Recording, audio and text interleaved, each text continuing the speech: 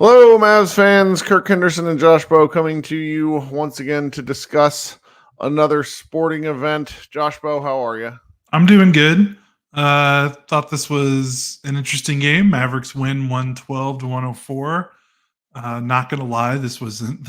We're talking about that game? Yeah, this is the most interesting game in the world. Oh, I thought we would lead off with the Chiefs defeating the 49ers 25-22. A much more riveting sports ball match. Take your victory lap. No, there's no victory lap. That was a wild and insane game, and it's just absolutely perfect that the next sporting event I watch is the Mavericks playing the Wizards, and just, I mean, it was horrendous.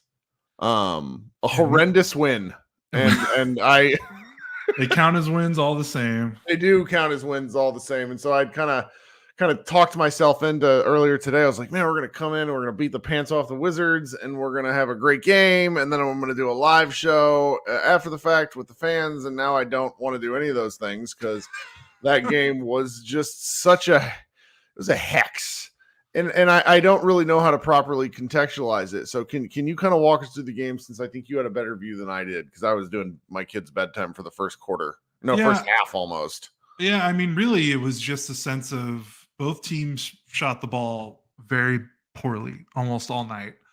The Wizards ended up finishing 7 of 32 from three. The Mavs were 9 of 36. And the Mavs 9 of 36 number is an improvement considering they made, I think, 2 or 3 3-pointers in the fourth. They made 4 3-pointers in the fourth quarter. I think they were 4 of 9 from 3 in the fourth. So they were not well. And the Wizards, I believe, were 0 for 9.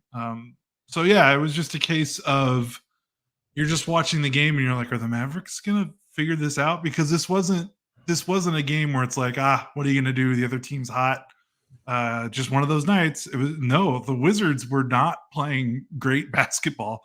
I mean, they were hovering between 42 and 43% from the floor almost the entire game.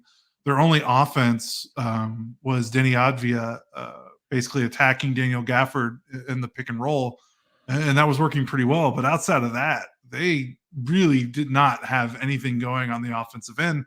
Almost all of their offense was because the Mavericks had turnovers and missed shots and long rebounds. The Wizards had 20 fast break points. And the Mavericks stopped turning the ball over in the fourth quarter, started making shots, and the Wizards were like, oh no, like, what do we do now? And they scored 16 points in the fourth quarter when they didn't have easy runouts that the Mavericks basically gift wrapped them.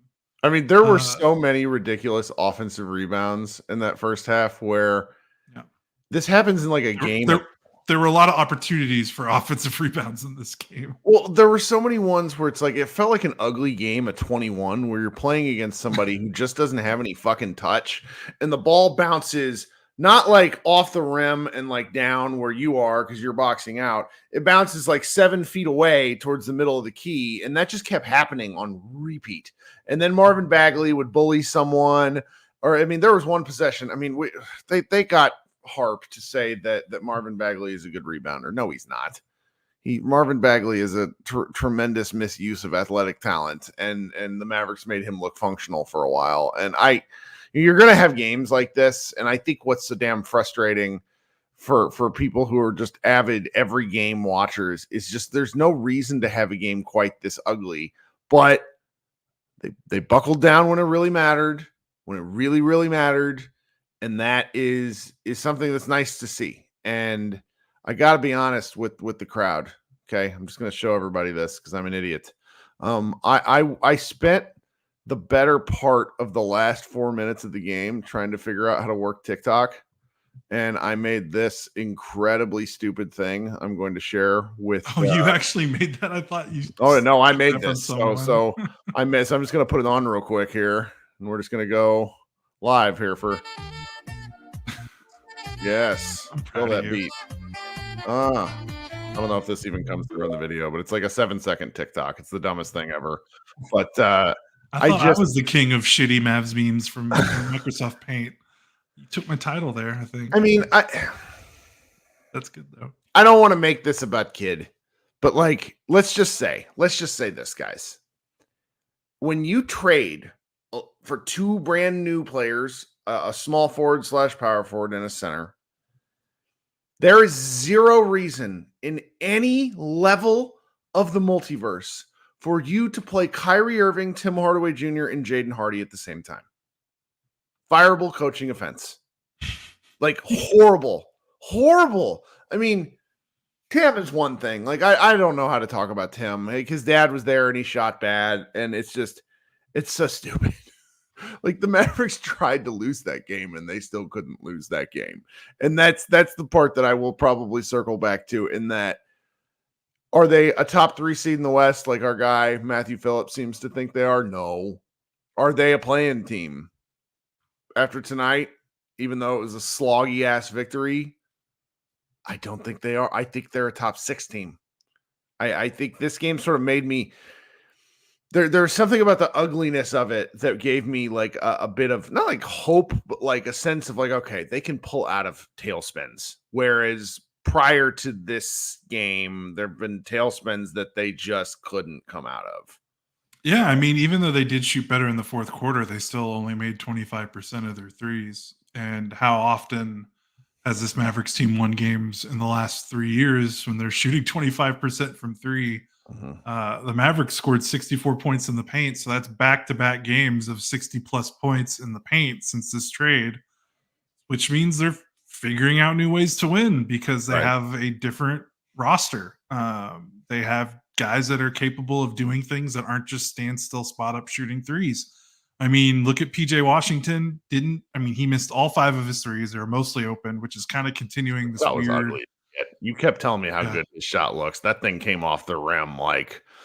I think his form looks good, but he's not shooting well. He's been in like a 2-year funk from 3, but this game kind of proved my point with him in that I don't really care. I mean, he needs to not go over 5 from 3, obviously, because against teams that aren't the Wizards, that's going to hurt you. But it's pretty obvious that like a 34%, let's just say a 34% shooter from 3 that can do stuff with the ball, that can be a little bit more versatile, be a little bit more well-rounded, versus a standstill spot up 38% 3-point shooter that has to basically have everything spoon-fed for them. Like, I feel like this was a good example of why the former matters a lot more in the NBA now, as teams are trying to run these guys off the line more than ever before. So, like, yeah, PJ didn't shoot well, but he still managed to. He only scored 9 points, but he shot well from 2.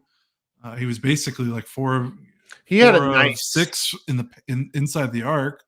Him and Daniel Gafford have really strong senses of mismatches and when to cut and when to sort of be at the rim.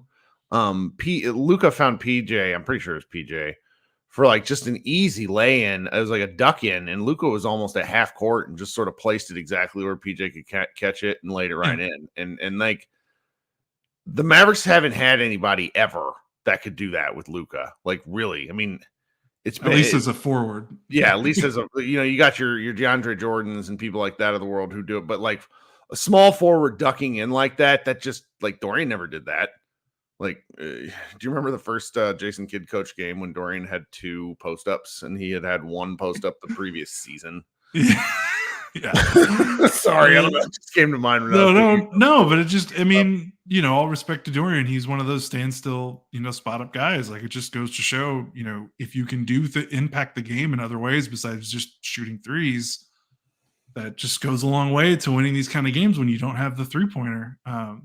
Gafford was okay. I mean, people are going to be like, okay, he had 16, 17, and 5. And I feel like this was kind of the full Gafford experience where he had monster numbers and had some really big impactful moments, but then like he just got Advia just absolutely cooked him at the rim today. Let's circle back to this in just a second. We're all right. We're 10 minutes into the show, folks. 10 minutes is my traditional time because we got a lot of people in here where I simply do ask you to do one thing. First is head on down there to the like button. Hit the like button. It's really helpful to us on the YouTube stream. If you are down there and you are considering wanting to follow our shows, go ahead and hit the subscribe button. I think there's the ability also to get notified whenever we go live, but I think that notification process is a little bit goofy sometimes. If you're listening on an audio stream, consider subscribing to our show. Consider leaving a comment and a review on whatever stream that you are here or listening through. If you're watching the video at a later date, we had nearly 5,000 views on our last video, which for us is a big deal. Just hasn't, we get, 1,500, 2,000 if we're lucky. 5,000 is a big deal. And that's because of you guys supporting of us. Really, really grateful. Please leave comments after the fact on the video. Those things all really help boost in the algorithm from what I've been told. And we would be grateful if you did that. And if you're listening on podcast, I'm going to insert some ads right now, and Josh and I will be right back. I also need to figure out how to insert midstream ad on YouTube. One friend had sent it to me, but I just haven't watched the video because I'm that kind of lazy in season. All right, so circle back to Daniel Gafford. You were kind of leading off with it because the Daniel Gafford experience is pretty hilarious tonight, where I wasn't able to watch, and I just looked at my Twitter feed. Someone was like, does he know how to pass? Yeah. He had 8 rebounds in the first quarter. So he finishes with 16, 17 boards, 7 offensive rebounds, 2 assists, 2 steals, 5 blocks, 2 turnovers, 7 of 13 from the floor. So kind of like a really, because you think of, Gafford. I don't know if Gafford's missed 6 shots in a game this season. Like there's no way. Was he doing the missing his own shot, getting the rebound thing? Yes. Okay. Yeah, he was for sure. Josh is sorry. It's just a funny comment about my water bottle. That makes it does kind of look like Cartman now that I see it. That's a good comment. Thanks everyone. But yeah, he was. I mean, he put up numbers. He wasn't. I mean, look, 16, 17, 5 blocks. Even with some of the you still take that production because the Mavericks were getting minutes from their bigs that weren't doing anything at the rim and also weren't, putting up numbers. Eventually you put up that many numbers. The numbers are numbers. That's pretty good. But you saw why, his defensive efficiency kind of at the rim is not great. Not that he's a bad rim protector, so to speak. When he contests shots, he is good, but there are instances where teams can get him out of position, get him going one way, falling for fakes, getting him in space in the paint near the free throw line, forcing him to make decisions. That's where he can struggle a little bit. And I thought Advia kind of really picked him apart in the pick and roll, forcing him to, kind of using head fakes, ball fakes, hesitations to kind of throw him off guard. And Washington the Wizards, that was their only offense. When Gafford was on the floor, they really attacked him. Now he got them back a couple times. He had 5 blocks. So he's not. He had a left-handed not for nothing. And if you've even played pickup basketball and if you've ever get a block with your off arm, your non-dominant hand, it feels so amazing. And he had one with his left, at the peak. I like watching him block shots. He's got really nice timing in that regard. Yeah, for sure. But yeah, and this was a game that I felt was good, but also kind of indicated I think he needs to be the backup when Lively gets back. Cause definitely there was some chatter in the fan base that's wait, is Gafford going to be the starter?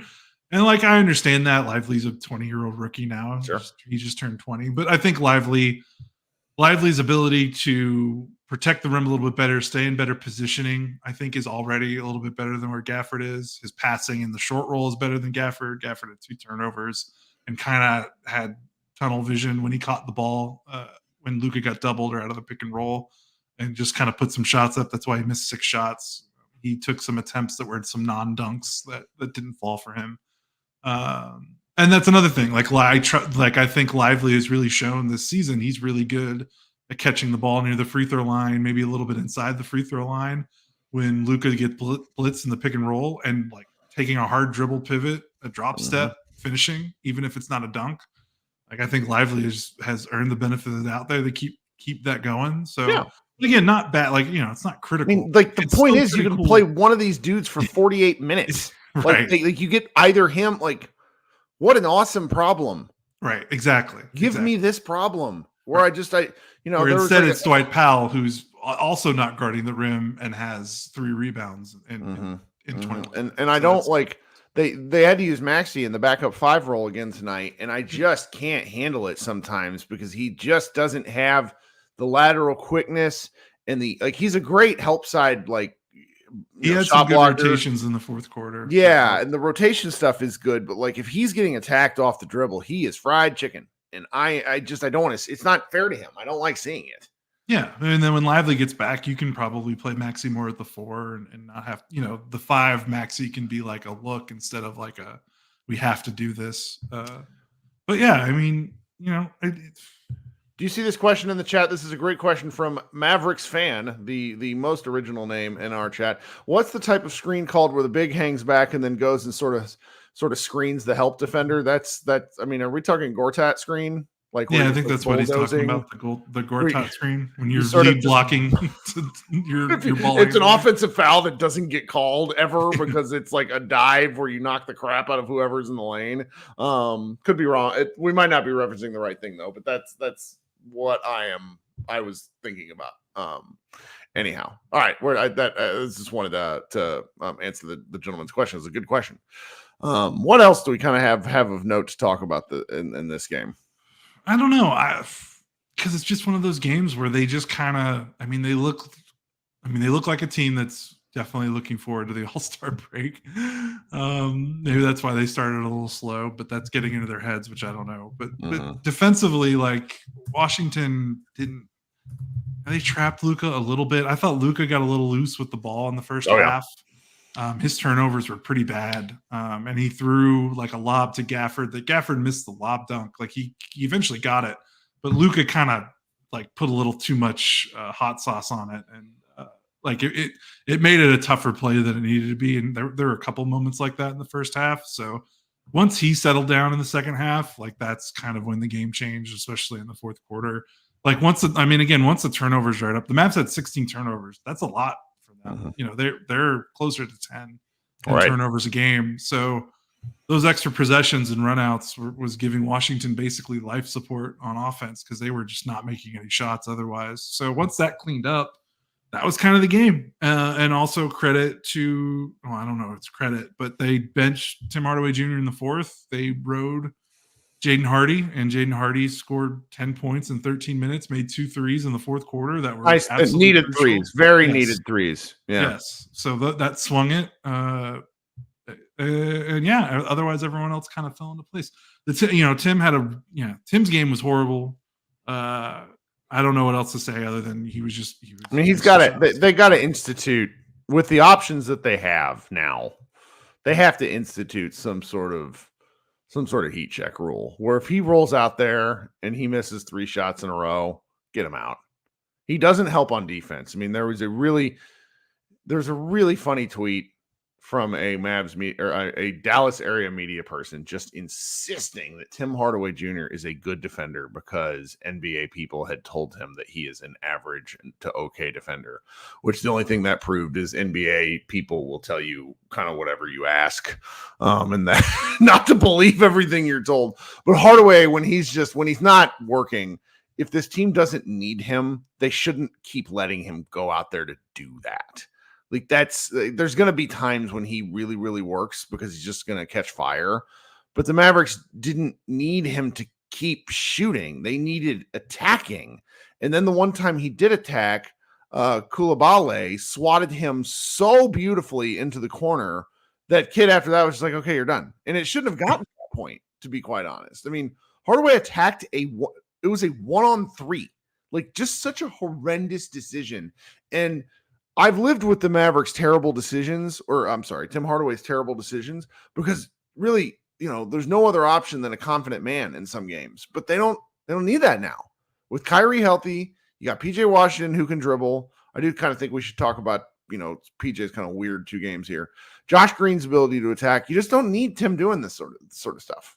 Yeah, for sure. It made sense when like they had a mass shootout out there and like half the teams on the injury report because it's like, well, who else is going to score if it's not Luka and Luka has to play 40 minutes? Like someone else has to put the ball in the bucket, and that's where it made a lot of sense. So yeah, it's just it's been 2 games. We'll see if that leash gets shorter. Hey, at least it's not to the point where it's like he's playing the like. I mean, like let's remember like some Rick Carlisle years where Rick would ride the vet like regard like come hell or high water, and not even give a young guy like Hardy that opportunity. Like if this was like 2000, if this was like 2013 or something, there's no Sure. way, there's no way Jaden Hardy would have finished this game over Tim Hardaway Jr. and made Right. the Mavericks lose. So at least it didn't cost them the game, and they pulled the plug, at the absolute last moment.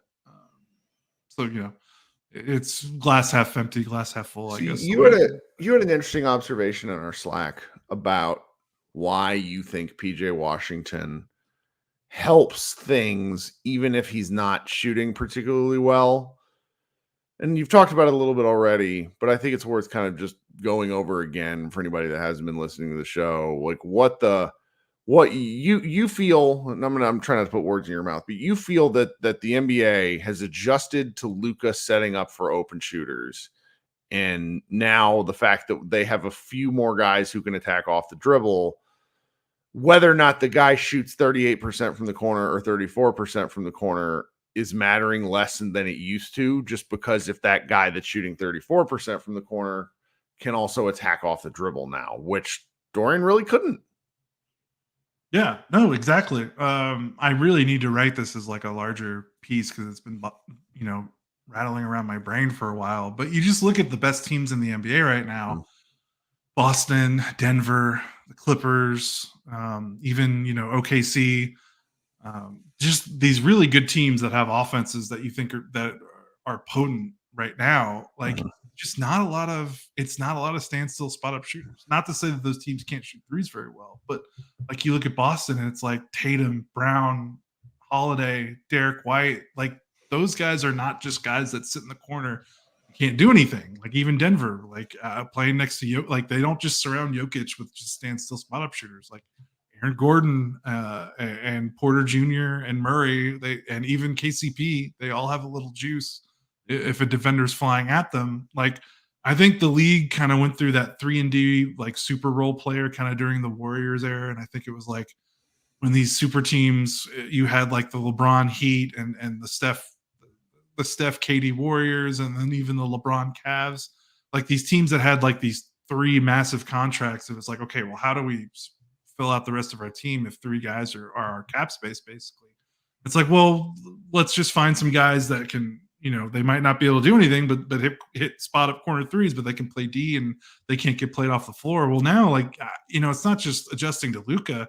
Like Luka, there's plenty of other teams that play like the Mavericks and have a heliocentric, offensive hub that controls the game and can Mhm. pick out shooters. Like eventually the defense is going to adjust regardless of what you think the NBA defensive rules need changing or any of that. Like, and Right. I just seen teams more aggressive with blitzing, more aggressive with trapping, more aggressive with closeouts, and they, having guys like you're seeing a lot more big men guarding perimeter players that they don't think are offensive threats, so they can play like free safety and roam Yeah. because they don't respect the perimeter player can do anything with the ball Well, in his we've seen the hands. Mavericks do that with Luka and who he guards sometimes. Yeah. So I think now more than ever, you need guys that, and again, I remember when I said this once, someone responded, I was like, how many teams have 5 point guards on the floor? It's like, you don't need 5 point guards.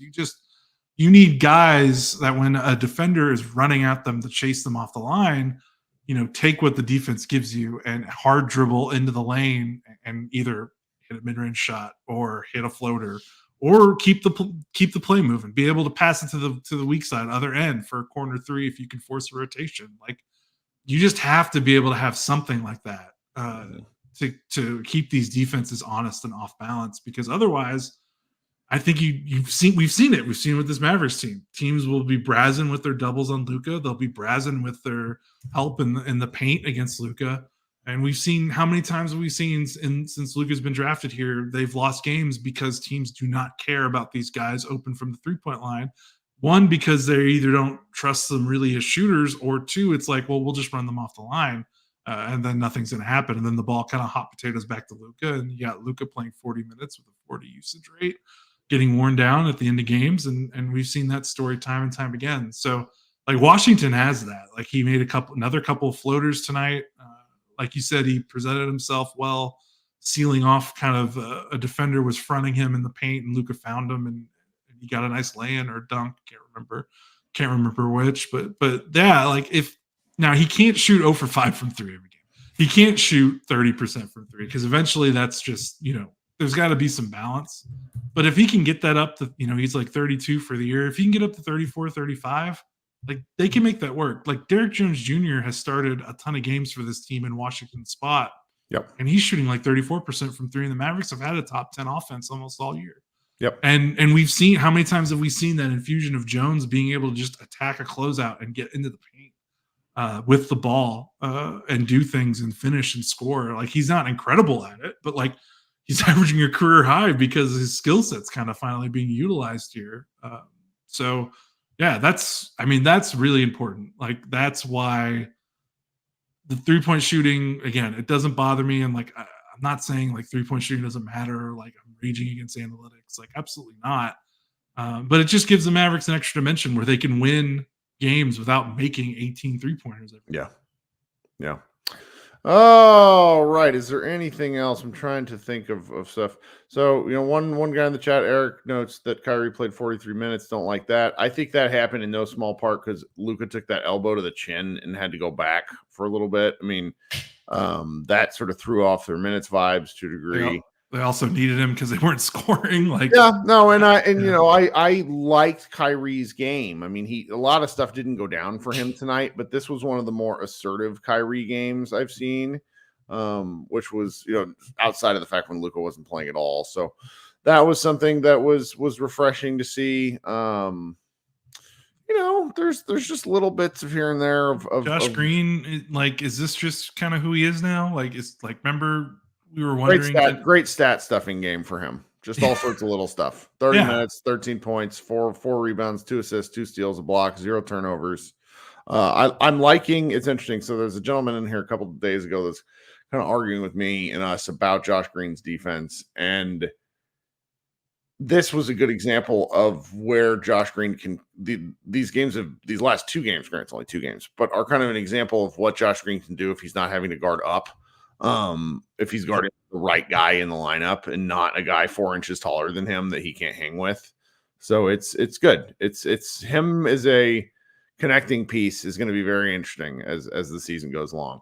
I think there is one more thing that I want to address. I need to pull it up on my timeline. You got anything else you want to talk about? Yeah, while you're doing that, it's just real short. Sure. Someone mentioned, why were Derrick Jones Jr.'s minutes so short? And yeah, he only played 12 minutes. I don't have it up with me right now, but he's been like one of their innings eaters, like, because he's been one of the few that hasn't gotten hurt as consistently in that starting lineup. This is the least amount of minutes he's played in a game since December 11th, and I want to say he probably got hurt in that game because he only played 6 minutes against the Grizzlies. So this was his lowest amount of minutes he's played in a game that's mattered since opening night, basically. So I don't read too much into that other than, like, they got PJ Washington. Like, that's kind of, he's taking his spot. If they needed more from him to, and this wasn't a game where they needed more defense. I mean, I know Washington was kind of cooking a little bit in the second and third quarters. Right. But they, like I said, they were hovering around 43%. Like, the Mavericks needed offense to get back into this game. So that's probably why they rode the Kyrie, Tim, Hardy minutes a little bit harder than most people would have liked. But with Washington here, like, he kind of is filling the spot that Jones had. So it'll be interesting to see if he plays more, maybe in a matchup where they need more perimeter defense. But man, like, Washington had, like, Jordan Poole, 1 of 12. Kispert was 2 of 11. He has never been the same since Draymond punched him in the face. Like, there's a direct core. Like, he's been awful since Draymond punched him in the face. I know. He was a positive player in the NBA Finals not that long ago. Yeah. And then Koulibaly was 1 of 10. Like Washington was only getting buckets. Maybe you could have put him on Advia. Maybe that would have helped. But I just think with Washington here, I wouldn't be surprised if Jones gets a little squeezed out of the rotation. And it makes him a more situational player. Yeah. All right. The last thing I want to make reference to, so Spencer Dinwiddie, after getting wooed by both the Lakers and the Mavericks, opted to sign with the Los Angeles Lakers. And today he gave Dave McMenamin of ESPN a quote. There's a story up on ESPN about it, but recommend you go seek it out. But he gave this quote to the Los Angeles media. Let's say you're a kid and you get your ass whooped by the bully. Dallas would have been like your mama, like, it's okay, baby. The Lakers are like your dad. Nah, you better go out there and fight till you win, end quote. I just can't be more pleased with my initial take, and I'm mad I backed off it. For those of you who don't recall, I essentially was trying to imply that Spencer Dinwiddie is a chuckle fuck who can't help himself from saying stupid shit. And it didn't get noticed by our local media very much for 2 reasons. Number one, the Dallas Mavericks won a lot while he was here. Number two, the stuff Spencer said never really seemed to make waves, but we got all the transcripts. We see all the stuff he says. And when the Mavericks started losing prior to the, after the New York Knicks game last year and before he got traded for Kyrie Irving, his post-game quotes got more and more stupid. And I mean, this is a guy who has zero self-awareness, which works both for and against him the same way it works for and against Tim Hardaway. And he went to the Los Angeles Lakers, a place where there's not going to be a lot of playing time for him, where Christian Wood, his former teammate, was bragging about recruiting him. And he's just the most anti-LeBron player I can possibly imagine. LeBron James does not put up with that kind of bullshit. And it's just, I feel good about my initial take. I'm really glad I backed off it whenever all you guys were lecturing me. Spencer, I'm grateful for your time here. Don't let the door hit you in the ass on the way out. Goodbye. I don't even know. I've got nothing else to add. Well, what are we gonna do with that spot? I mean, that's like, I don't know what they're going to do with that roster spot, but I guess if they were Dinwiddie was always kind of an interesting choice because they've got a lot of guards. Like the only way Dinwiddie made sense the argument is you're worried about Dante Exum. Right. Yeah. So, and you don't trust Hardy to play. Which I think is a pretty good argument. Yeah, that actually is. That's what swayed me. Yeah, that is a pretty good argument. Otherwise, I don't really know what they're going to do with it. Like I said last time, we're not guys signing Tony Snell, you guys. Well, the deadline's already passed, so there's not really that story doesn't matter for this season at least. So yeah, I don't know. Maybe they do Marcus Morris, like we said, activate the Super Twins or whatever. That would also make me mad. I know. Just leave it open. Convert AJ Lawson. Like, yeah, that's sign another guy with your 2-way. Yeah, that's the vibes I want. Okay. Yeah, I think after Dinwiddie, I just don't really see another player on the market that's going to move the needle that much. So it haven't really entered my brain that much. No, I get it. I mean, it's because hopefully it won't matter because that would be great. That person shouldn't have to play. Right. It's like when the Mavs signed Peja Stojakovic in 2011. Peja really, I mean, he mattered, but he didn't matter. And then he mattered in the playoffs for like 3 games and really helped close out the Lakers. And then he was never heard of from again because you couldn't play him anymore. And that's kind of the most you can hope for a roster spot like that. So, all right, here's what we're going to do. I'm feeling juiced up now. We're going to cut to a quick break, and we're going to go to a live show where you can participate. Let's hear what your thoughts are on these first 2 post-trade games. Let's hear what your thoughts are on basketball in general. We only got one more game until the All-Star break. And I don't know if Josh and I are going to post very much during the All-Star break because I have a work trip. And this season is the seasons are hard. So maybe, we got a couple more shows before things go, kind of turn quiet for a minute. So hang out here after the break. Josh, you got anything else? No, that's it. You guys have a fun live show. You haven't done one in a little bit, right? Yeah. All right. We'll be right back for another Mavs party. Thanks for hanging out, guys. Just hang out right there.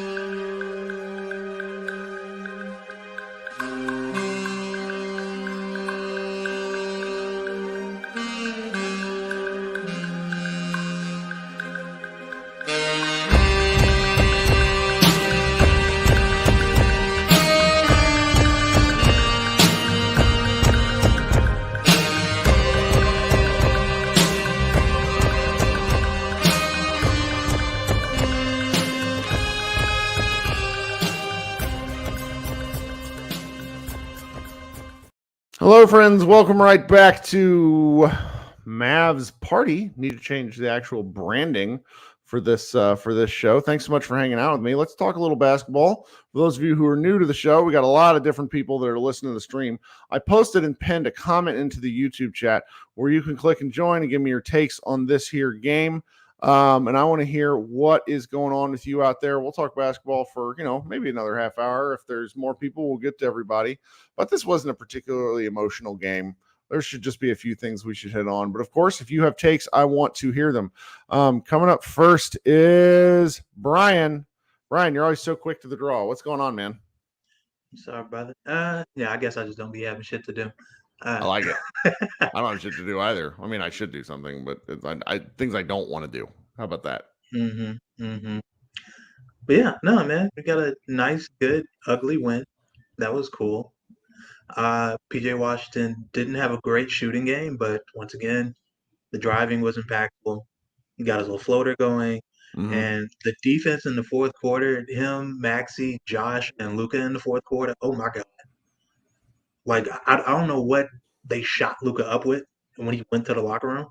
But when he came back, I think it was 6 minutes left in the, maybe even less than that, in the fourth quarter. That sounds right.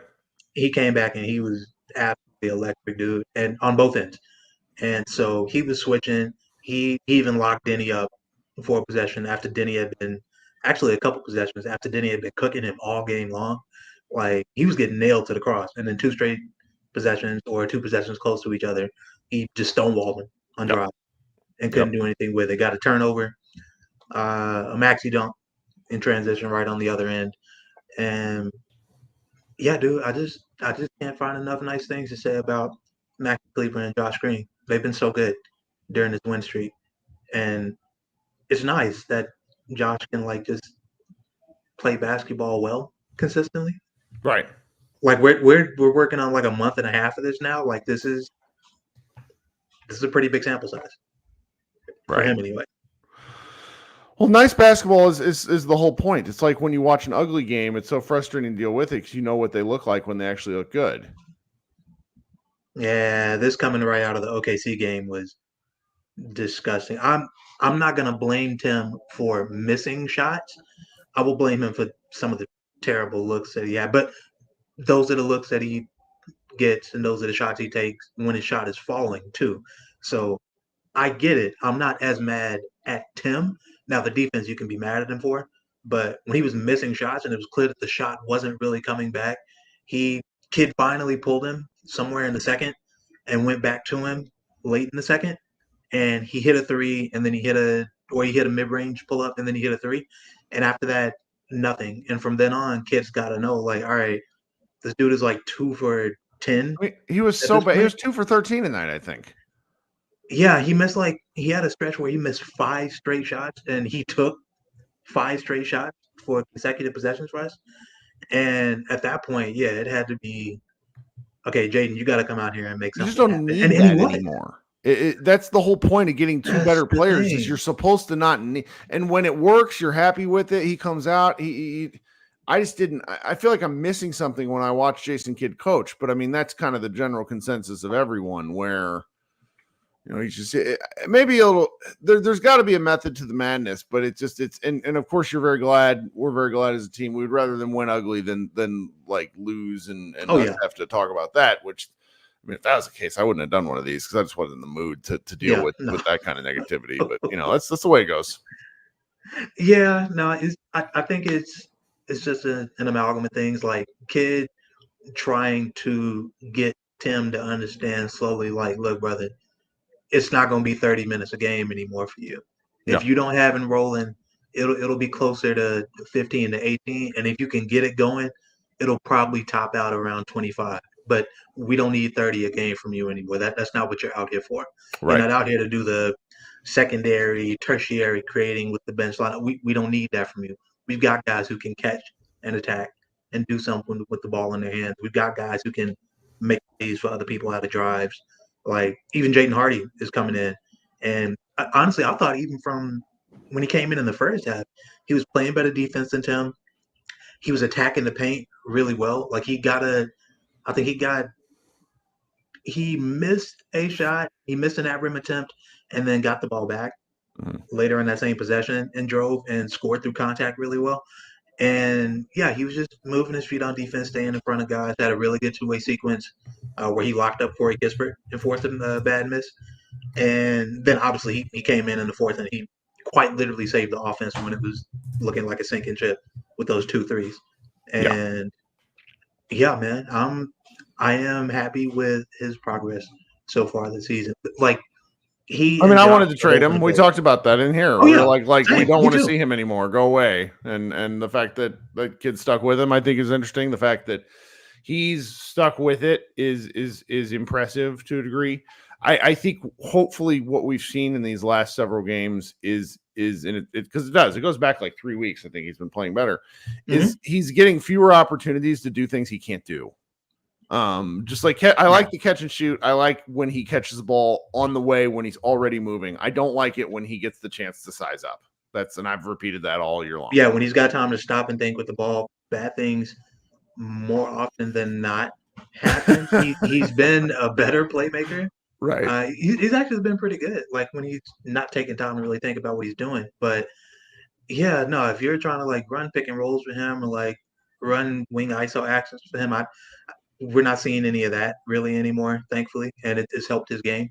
And so now we're seeing from him and from Josh some of the things we wanted to see at the beginning of the season. It took a while, but we're here now, so I'm grateful. That's right. And yeah, no, kid just has to know that, look, man, that 10 leash is short now. We don't have time for you to be out here wrecking the game for us on both ends if you don't have it for 25, 30 minutes a night. And we don't have to live with that. It's like you said, we still have even that open roster spot on the back end of the rotation where we can convert AJ Lawson to have him come in and give us some energy minutes if even like Josh doesn't have it on a given night. Right. But no, man, I think that us winning this game in the fashion in which we did, where we just Luka trolled for 3 quarters and then came back and we just turned it on both ends and just cooked them. And it only took like 6 minutes to do. We went being down like 6, 7, 8 to up by 6 in blink of an eye. Yep. Just like that. So. Well, thank you so much for kicking us off. Of course, dude. Thanks for having me. All right. Talk soon. Yes, sir. All right. We're going to go to X next, who's waiting down there. Welcome. What's up? What's going on, Kirk? It's been a long time since you've been on one of these. It's been a long time. I'm kidless, girlfriendless, so I got some free time, so I figured why not jump on. Weird. It's like, what do you do? It's like when there's usually looking around for something to do. Like I was sitting around. I don't even remember what I like to do for fun. So let me go shoot some basketball takes off into the sun. That's right. What I wanted to do was, so when I said that I would have done Josh Green in the first with PJ, I got killed on Twitter. I got killed in the Slack, and I understood. So obviously, when it was just Grant Williams in the first, I thought I wouldn't say steal, but I thought it was more than a fair trade. More than a fair trade. Now, I think that a lot of people. I was on Twitter. I'm seeing the comments. Oh, nothing stood out about PJ today. He didn't shoot so well.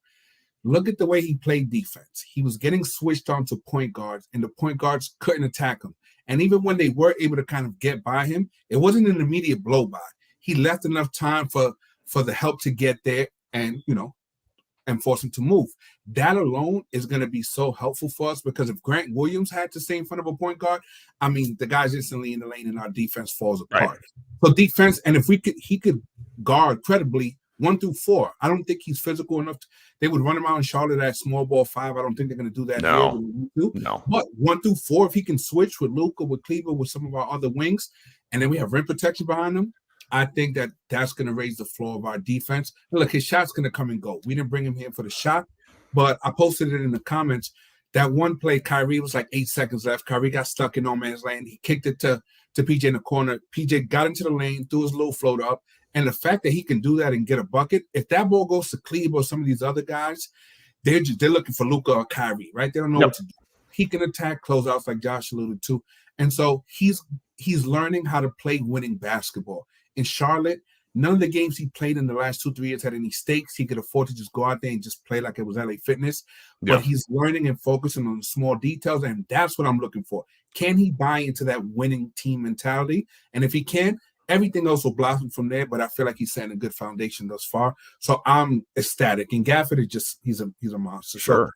So I'm honestly I'm happy. Now, as far as if I can real quick, I know a lot. I listen to all the podcasts, and all my favorite podcasters, Nate Duncan and Zach Lowe, they all thought that we possibly gave up too much in those trades, right? Sure. But to me, again, I just think, look, Kyrie's over 30, and he's our second best player. The window and the opportunity to win and to maximize whatever this current iteration of the team is. It's the next 1 to 2 years, probably. You got to see what that gets you, right? Yep. You can't slow build while Kyrie declines, because any incremental gains that we make by doing smart moves on the margins and being smart with, or offset. They're offset by Kyrie's decline, right? And at that point, they don't matter as much. Maximize the next 1 to 2 years. And look, if Luka leaves, we're going to be boned regardless, right? Yeah. So let's try and win some meaningful games. And hopefully, I know that for cap reasons, you said we can give him $100 million than the other team. And you're right. No superstars walk away from that kind of money. There's still a part of me that's like, well, I don't know. I don't want Luka to be the first one. Yeah, let's not get it to where it's really a discussion. Now, I do got a PJ Washington thing for you that I want to hear a response to. The chat is talking about this too, and I think I agree. So they got PJ involved in the pick and roll early, one possession, and it worked. Then the rest of the time, his ass was standing in the corner. Now, Josh Bro and I just talked about how PJ's ability to drive off those corners is pretty fantastic and pretty important. But I do think the Mavericks need a concerted effort to get him involved with the ball a little bit earlier, not in pick and roll situations. Like that, they're leaving something out by asking him to go stand there for long periods of time. You got to involve him sometimes. The problem is that none of our centers can actually stretch the floor. So I want to see. So don't tell me that Derek Lively. Everybody, all we heard was, he made 13, and I just want to see it. I don't care. I want to. I heard he shot 7 threes in a row at practice at Duke one day. I don't know. That's the rumor I hear. So he's that's all. So I hear what you're saying, but I also think you can have some dunker spot stuff if you move like the far side corner guy, move him up above the break and slide the big man over in the corner a little bit. You're probably right, but I still just want to see, because I think out there. We just can't do that with Gafford, because Gafford, sure, outside of the circle, I mean, he's pretty much useless, right? So I think whatever creativity kid has, I think we'll see more of that once Lively's actually out there. But with Gafford, there's no threat of him popping, right? He's only going to roll, and so if you just have him out there, kind of clogs the lane, and as PJ.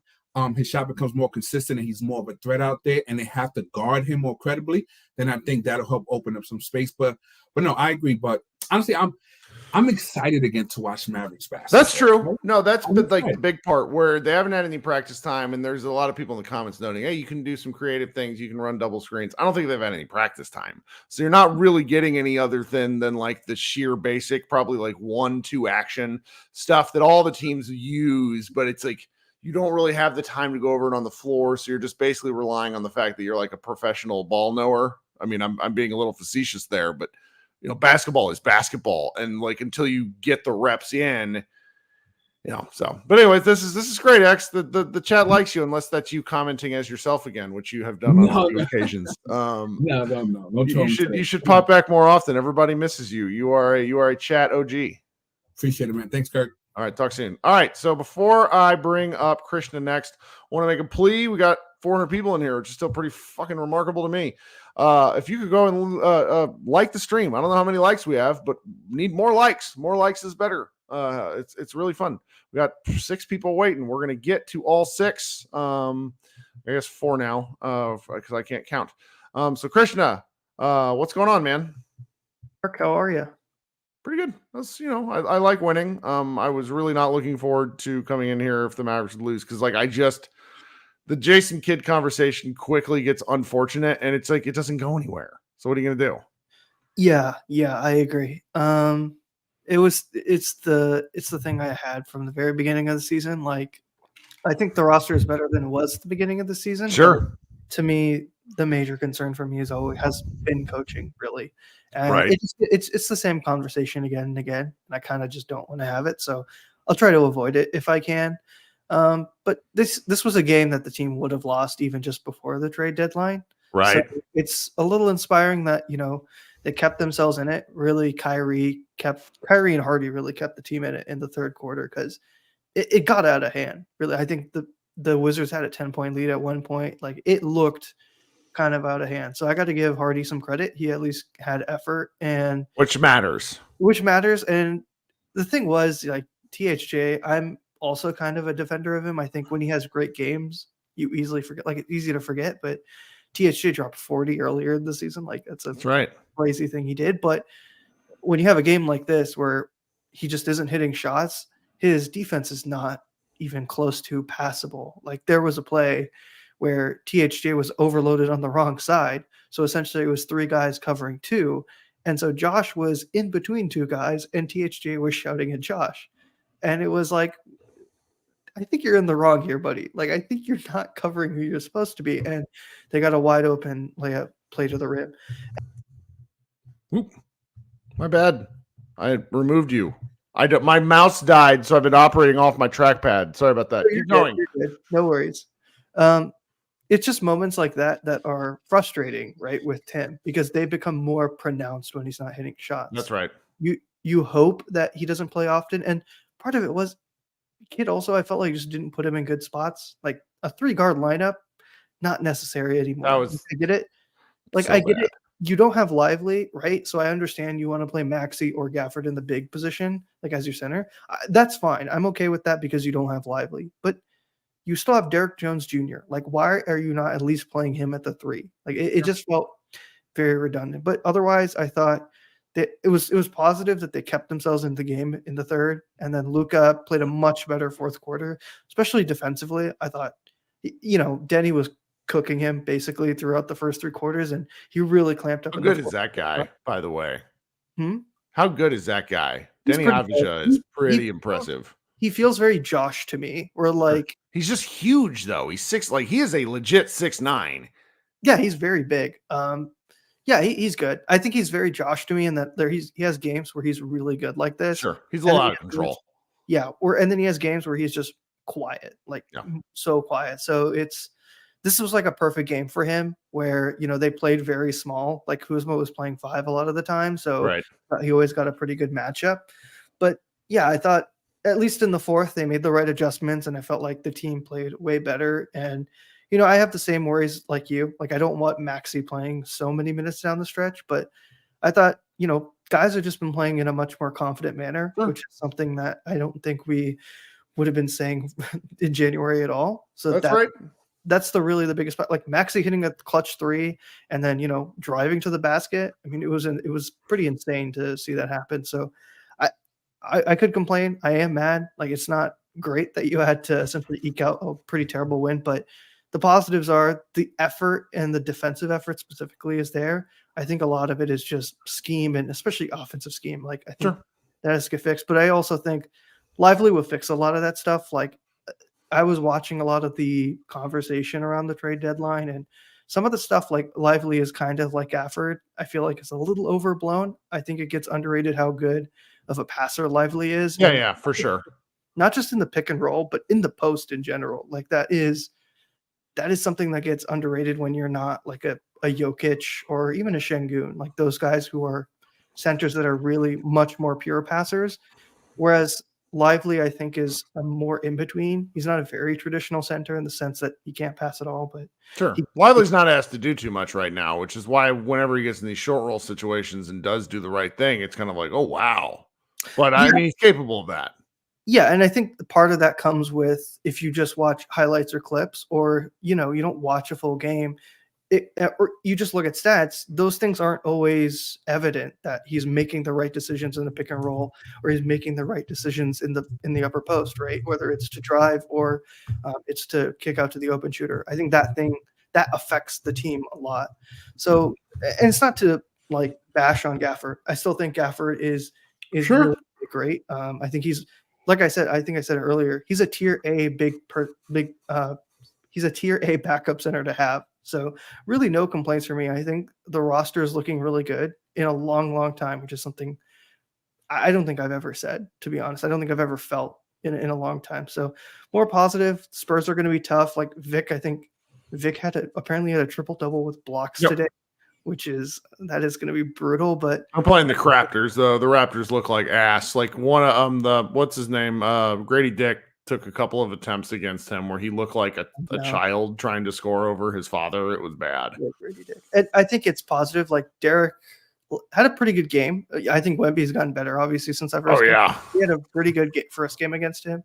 And I think it was you that mentioned it, that thought that Gafford played a very good game against him. And I think these are like Gafford to me is a very matchup dependent player where either you have to play against a very physical post presence center or you have to play against a center that is not as physical as him. I think Gafford's gonna really play physical with him. I think if Lively comes back, hopefully Lively will too. Same. So. I'm just positive. Like I'm excited. Hopefully the team gets a deserved break. I mean, 6 games in a row or 5 games in a row, I should say. Yeah, longest win streak of the season. Absolutely. I got nothing else. I don't want to take too much of your time, Kirk. So take care. Good man. Thanks for hanging out. Okay, coming up next is Jacob. Jacob, what's going on, dude? Hey, Kirk, how you doing? I'm all right. Welcome back. What's going on? Well, congrats on your football team, by the way. I felt hungover this morning without drinking because the adrenaline crash of that game was so absurd. And I walked into it being like, I'm just happy to be here because the 49ers are pretty awesome. Yeah. And then it just kept happening. Yeah. Hope we get to know what that feels like for Cowboys fans that were born after 1996. But that's right. That's right.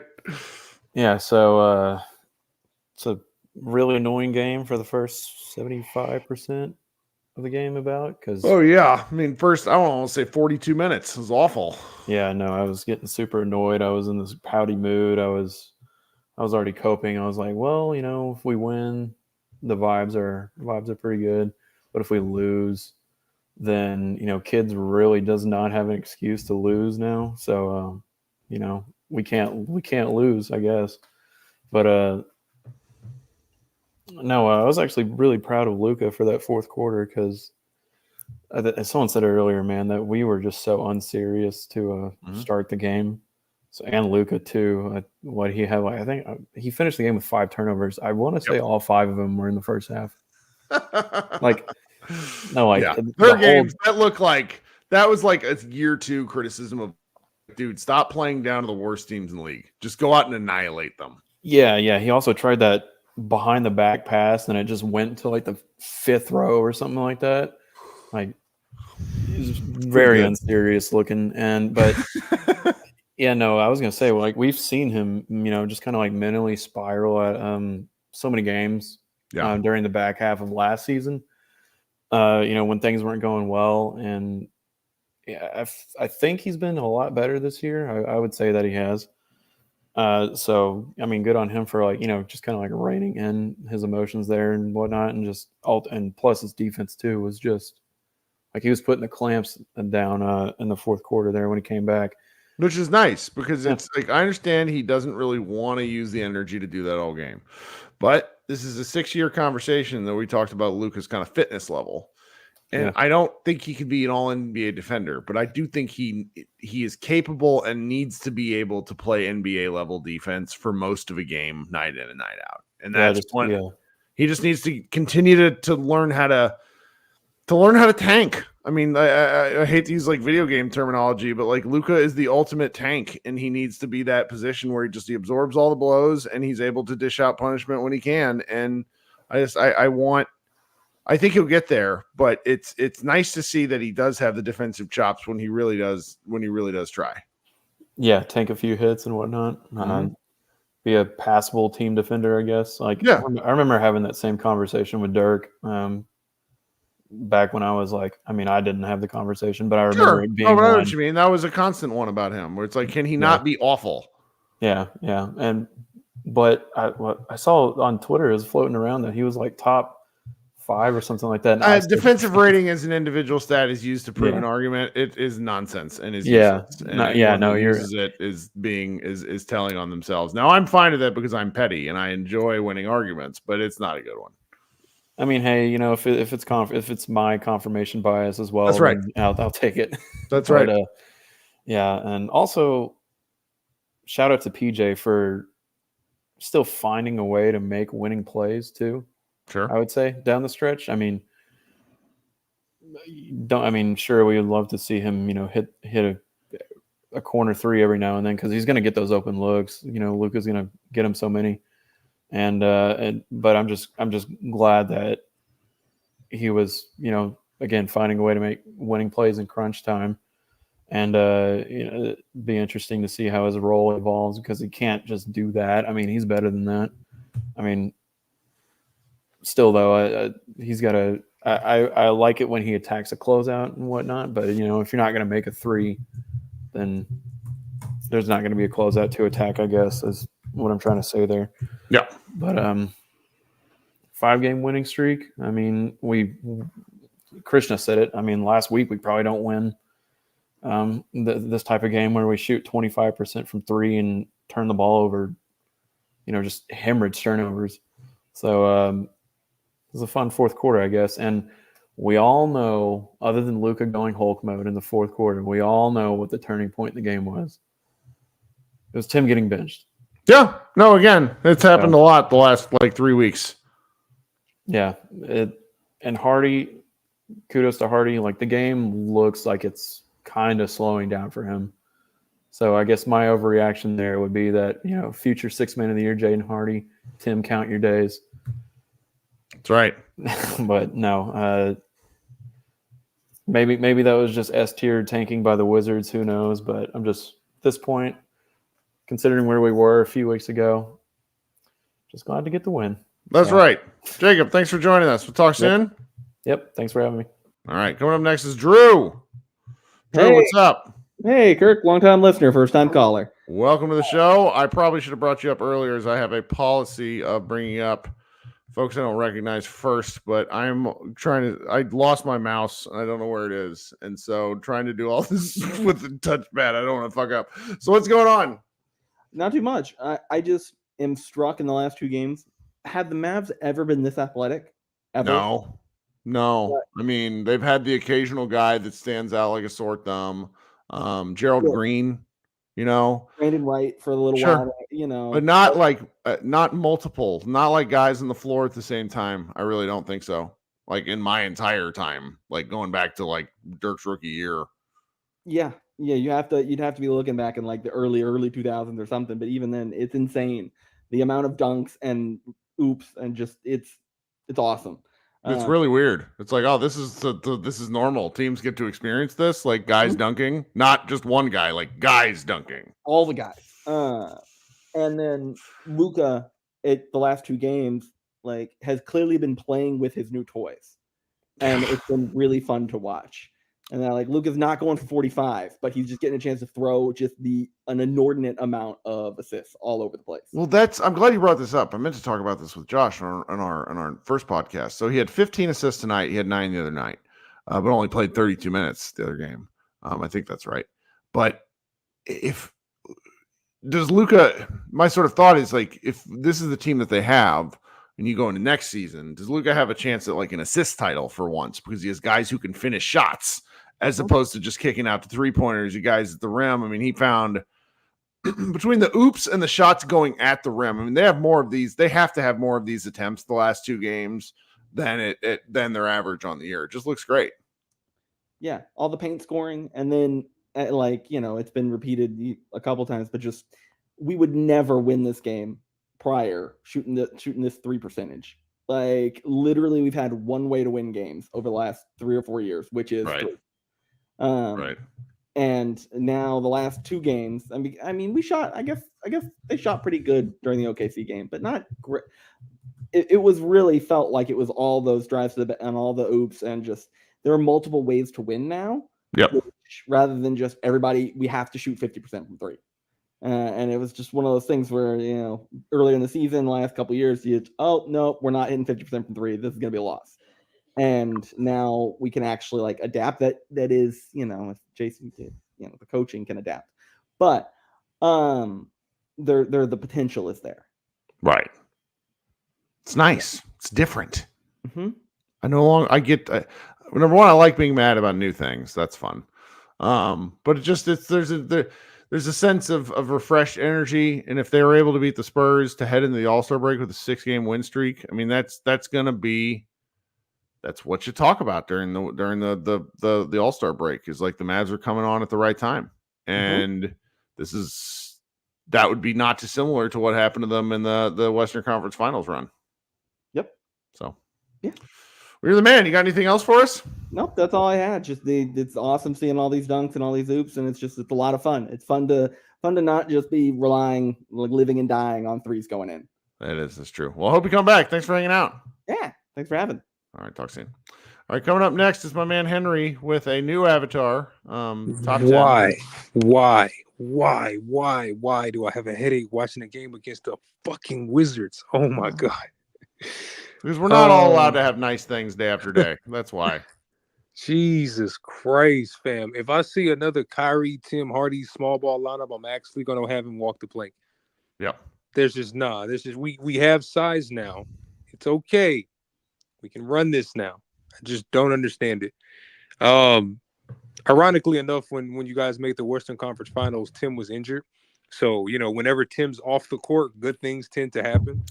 There's just this reoccurring pattern for some odd reason. But I think he raises their floor when they don't have a lot going for you. But I also think that there's just enough now when they have the variety of talent that he actually depresses the ceiling if you're going to play him this much. And that's why, last year we had I had kind of the Davis Bertans rule where it's like, if you're going to throw his butt out on the court, he's so bad at everything other than shooting that you pull him after 2 or 3 shots. You can't leave him out there for 6 minutes because you're just going to lose those minutes in a disastrous way unless he's hitting.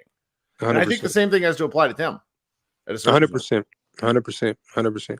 To X earlier, the guest that came on, why do we keep saying he's over 30 now? He just turned 31. Yeah, but he's got 13 years on a 6'1" frame is a lot. I understand that, but Curry's 35, 36, still tearing it up. Sure, but Kyrie attacks the basket with a lot more zest.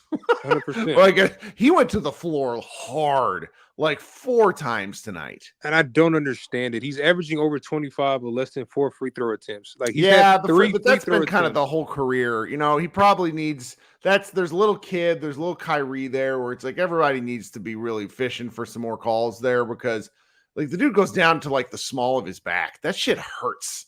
He doesn't go down easy, and that's really the challenge. So it's when he's talking about that, it's more of what are you statistically looking at? Because Chris Paul looks like a banana aged on a countertop at some game. Right.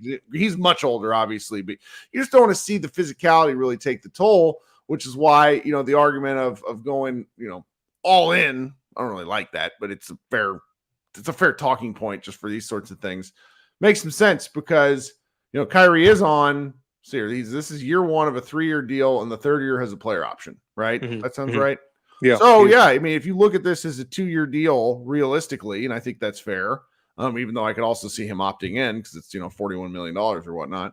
I think it's a realistic plan because one of the things that has been kind of consistent in a lot of the analysis I've heard going back to the beginning of the year, but also since the trade, is these moves are all nice, but none of it works unless you're getting Kyrie 65% of the games. Right. And so, this year he's trending north again, which is nice, but at a certain point, he was really getting close to have missed half the season. So yeah. I would like to see them finish the game. Can you believe he missed those free throws tonight? That was hilarious. He never missed free throws. Yeah, it's super rare. Whenever Kai misses a free throw, I check to make sure I didn't step on some shit because Kai does not miss free throws. That's how off the Mavericks were tonight, that Kyrie was missing free throws.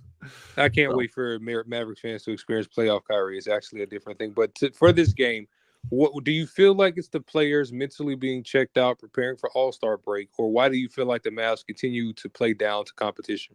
I put a lot of it, and fan 123 in the chat's going to scream at me for this one. He needs to be banned. He's trolling. No, well, I put a lot of that at Luka. I think the team follows his energy, and when he starts out sloppy, everybody starts out sloppy. Now, he came back in with 6 minutes left, locked the hell in with the rest of the guys, and then they closed out the Clippers like nobody's business. Those two things are related. And if he's, the team's if he's one of the team's leaders, then it's up to him to kind of come out in these games. And honestly, this season he's been much better at it. They've been much better in previous years at kicking the shit out of these bad teams. But it's just, I do think there's an element of getting the All-Star break. I mean, it's right there. And playing two of the worst teams in the league before All-Star break it's just Trap City. And I'm glad they got through to it. But this is also one of these games where you and I are in agreement about Kidd, where it's like we would really like to see him get into their asses a little bit. And he just doesn't. And he expects them as professionals, and I understand this philosophy, I just don't agree with it, to pull out of their tailspin themselves. It would be wonderful if they could do that. And they did tonight. That was nice to see. So there's I've not seen any of the post-game comments. I'll look forward to that after the game. But this is just one of those situations where you'd like to see them do a little better, and they didn't. So what are you going to do? Yeah, I know some people are tired of talking about the Kidd thing because we know it's not going to change. But I, for one, you can tell by my avatar, will never get tired of wanting this Eminem fucking fired. I will never get tired of this, of saying he should be absolutely out of here, and I will continue to say so. But yeah, it's definitely a trap game. We'll see what they do for San Antonio. First game back on the 22nd after the All-Star break is Phoenix, so that would be fun. Don't know who to cheer for. That's a measuring stick game for me. Honestly, I think we blitzed the hell out of Phoenix. I don't even actually think it's going to be close. I don't think it's going to be close. I think we actually run them off the floor with this new addition. And, of course, Luka has free real estate in Phoenix. So I don't even think that's going to be close. I think we set the world on fire, set the world on notice. Because, again, for some odd reason, the Knicks won the trade, which I don't think is right. You added a balding accountant in Bogdan Bogdanovic at 34 years old, and somehow you won the fucking trade. Absolutely not. So hopefully they finally start to pay attention. If not, it's cool. Hey, no, I'd rather, silent like lasagna. It's much funner. Much more fun. All right, man. Talk soon. All right, man. See you. All right. We're going to go to Leo next and then Micah. Leo, what's up, dude? Hi, can you hear me well? I can. You sound great. Thanks. Would you mind if I ramble for a little bit and give you my most copium of takes? Sure. That's what this is for. Whatever you feel. If you remember 2 years ago when we went on the awesome winning streak where we won at a 60-game pace, I went through the games we could play and I told you I saw us becoming a top 4 seed. Probably, sure. Okay. I did that again this year. We're going to be a top 4 seed, and this is going to be the perfect way that Luka redeems himself in the eyes of all the voters. First round, we go against OKC. We knock them out. They go 5th seed. We go 4th seed. Luka beats the guy everyone's been saying is better than him. Yeah, I know, I roll. It's going to happen. We're going to beat them. Next round, we're going to go against the number 1 seed. We're going to get the Clippers. We get that monkey off our back. Luka finally beats a team which he puts up awesome stats against, but is never once actually beaten the playoffs. Okay. In the finals, it's just a rerun of what happened in 21.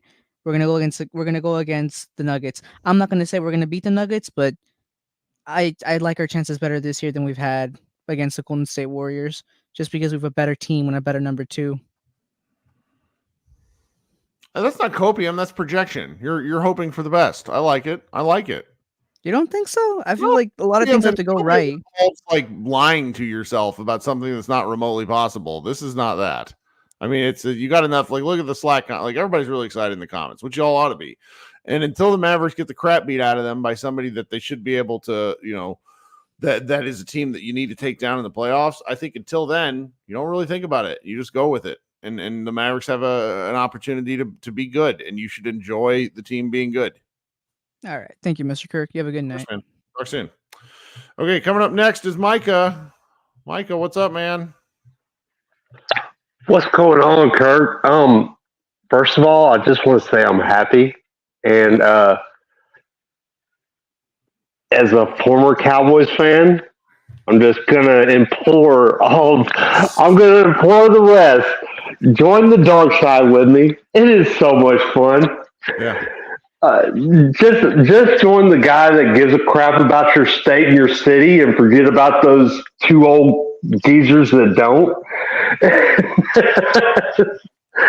It's so much more fun, but that's neither here nor there. But yeah, that was fun. I watched that whole game. It was great. But so I was definitely feeling like the Pinky meme in the third quarter. It had me scared there. I'm not gonna lie. Yeah. But yeah, they still play decent ball. Stuff happens, but Timmy is going to do great things in Washington. I'm just going to leave it at that. Man, Tim is like Dwight Powell. Like, he kind of comes with the furniture. I wonder where Tim Hardaway sits on games played as a Maverick, because he's been quietly kind of like an Iron Man. I know he's not been on the team as long because Powell joined the team. I mean, Powell's been a Maverick since 2015. But wasn't it before that? Or was it the 2014 trade deadline? Does that sound right? It was 2014. He came along with the Rondo trade. Yeah, so the Rondo trade, you're right. That was the 2013-14 season. That trade deadline. Man, my God. But anyway, yeah, we'll see what happens with Timmy. But I hope I still think he plays a valuable role at some point. I just think they need to actually work on changing that role. They need to stop letting him just kind of dictate what he's going to do. Right. It's like, as soon as he goes to dribble, you're like, oh, Timmy, no. That's right. And but it's at the end of the day, at some point we have to acknowledge the pattern that the only time that we went anywhere is when he wasn't available. Yeah. It's like you can watch that one series. The last time we played the Clippers, in 7 games, you will see Timmy's whole career. Right. And that's what it's going to be, and it's to a point where if he's not hitting shots, he's doing absolutely nothing for you. Yeah. So it's just like, and like I have to agree with Josh in ways that we should be looking at something other than somebody that hits 38% from spot ups. Yeah. Because those guys are going to, like, if they get run off the line, now what do they do? Right. And that's what the league has adjusted to. And it's just like the Utah Jazz, they were a perfect example of that. And that's how we beat them. That's exactly how we beat them in the first round. We ran them off the line and they were clueless. Yeah.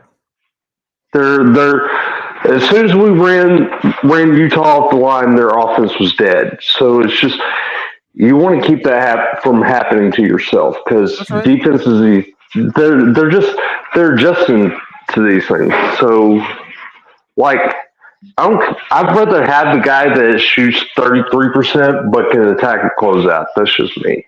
Well, I mean, that's what Josh Bowe is arguing. I think it's an interesting one, and we're going to see it play out in real time. It's actually, like, we basically did. Now, of course, it's against a disgusting team, and they basically have Tim Hardaway as their first option over there. So it is what it is. But yeah. So like, you saw that play out to where, like, PJ Washington was.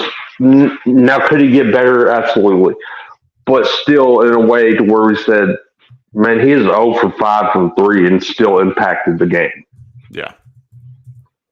It's just, I feel like if we're going to move forward with our roster and trying to get to a better position, then we got to have more guys like that.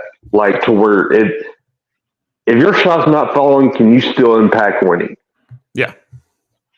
And it's just like, that's just what separates the different league of players. But yeah, that's all I got tonight, Kirkman. Have a good one. Go Chiefs. Thanks, man. We'll talk soon. Talk soon. All right, guys. This has been Kirk Henderson of Pod Maverick. This has been Mavs Party Live. Thanks so much for hanging out with us. If you're listening on the podcast the next day, please consider joining the YouTube channel. We have a great time. We'll do this again, I think, when the Mavericks play the Spurs. Pretty sure they play on Wednesday, but I honestly can't remember. That's how good I am at this job. Everybody have a great rest of your week until we talk again. Everybody, go Mavs.